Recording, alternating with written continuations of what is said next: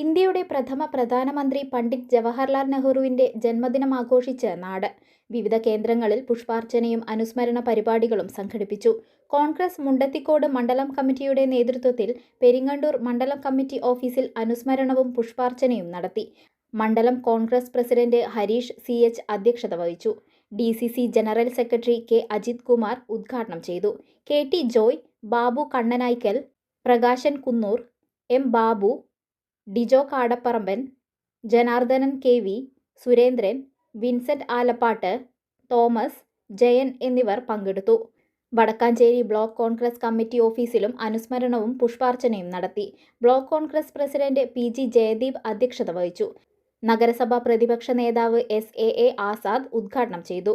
MH Shanavas, Chandraprakash, Gopalakrishnan, TP Gireeshan, Sandhya Kodakkadath, Jayan Mangalam, Roy Chittilappilly, Philip Jacob, PS Radhakrishnan, Jayan, Biju Krishnan, Rafeeq, Ashraf, Ayyappan, Jose എന്നിവർ പ്രസംഗിച്ചു.